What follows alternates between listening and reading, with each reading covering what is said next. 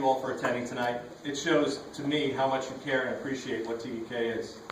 For those of you who know me, you know that I have been assured and I will remain committed to leading with integrity and ensuring the best possible future for our city. For those of you who consider the accusations of my opponent who wish to label me as the problem of many of the issues while watering down my successes, I hope you will consider the evidence available to you and test of my efforts. It is easy for others to assess how much better they'd be at the job when they don't have a track record.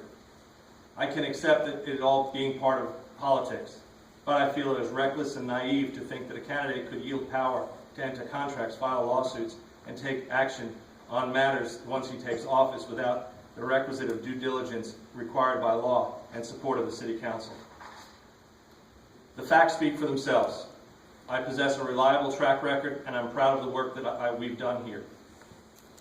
It has been suggested that it takes leadership to take effect change. I couldn't agree with you more. I can't agree more.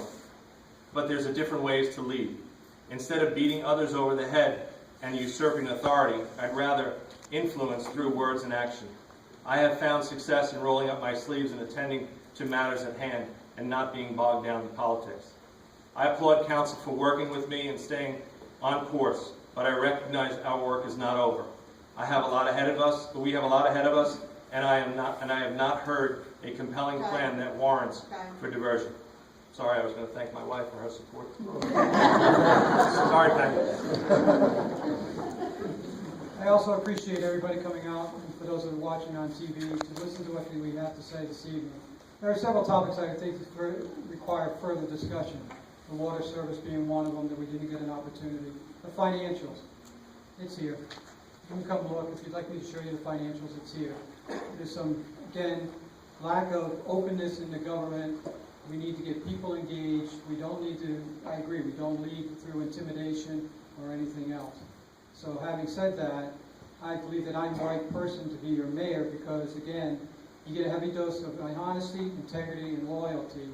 And finally, my goal here is to do what's right for Tega Cay. I don't have another agenda. I don't have an ego. To do what's right for the citizens and for the city of Tega Cay.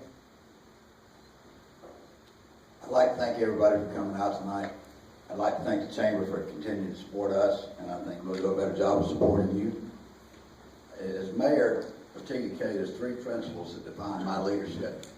One is open communication, the other one is growth, and the other one is get it done.